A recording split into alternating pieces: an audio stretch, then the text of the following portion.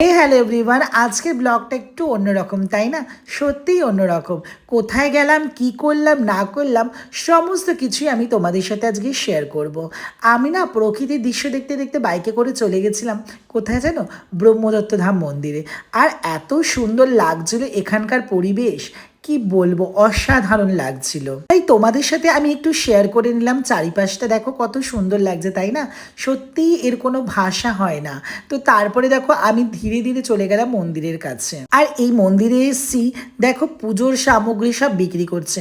তো এখান থেকে আমি সুন্দর করে একটা পুজো দেওয়ার জন্য ডালা নিয়ে নিলাম, কারণ ভগবানের মন্দিরে এসছি, পুজো দেবো না তা কখনো হয়? তো পুজো দেওয়ার জন্য আমি একটু ডালা নিয়ে নিলাম। আর দেখো মন্দির চত্বরটা কত সুন্দর লাগছে, তাই না বলো? আমার তো ভীষণই ভালো লাগছিল।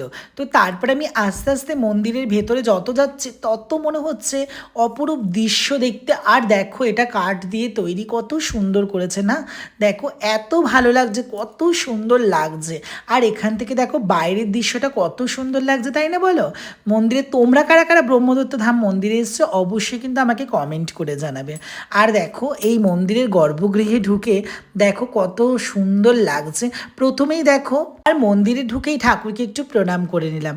আর প্রথমেই দেখো যাকে দেখাচ্ছি, এ হচ্ছে দেখো কচ্ছপ, ইনিই হচ্ছে কুবের দেবতা, যাকে ছাড়া ধন সম্পত্তি তোমার অসম্পূর্ণই থেকে যাবে।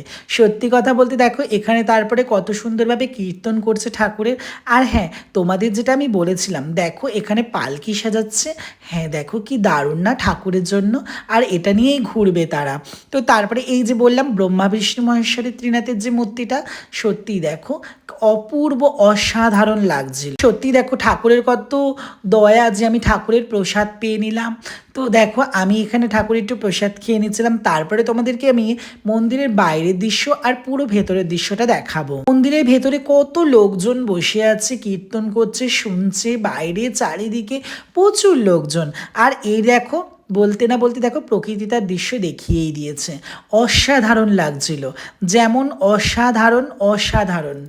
এর ভিউটা দেখো কত সুন্দর, দেখো চাঁদ আর মেঘের মনে হচ্ছে খেলা চলছে, কি ভালো লাগছিল। আর আমি একটু ভিডিও করলাম যে তোমাদের সাথে শেয়ার করবো। আর এখানে মহাদেবকে একটু দর্শন করিয়ে দিলাম। সবাই একটু মহাদেবকে হর হর মহাদেব বলে। আর এখানে গণেশজি আছে, দেখতেই পাচ্ছ গণপতি বাপ্পা আছে। আর এইটা হচ্ছে সন্ধ্যের ভিউ, যেমন হচ্ছে দেখতেই পাচ্ছ দিনের ভিউ একরকম ছিল আর রাত্রের ভিউ আর এক রকম ছিল। অসাধারণ লাগছে না? চারিদিকটা আলো জ্বলছে আর প্রদীপ জ্বলছে, কি ভালো লাগছে। থ্যাংক ইউ সো মাচ যারা যারা আমার ভিডিওটা দেখেছো আর দেখার জন্য। এখানে আমি তোমাদের একটা নিয়মাবলী দিয়ে দিলাম। তো তারপরে আমি এখান থেকে বেরিয়ে একটু ফুচকা কিনে নিলাম। Thank you so much, tata, bye by.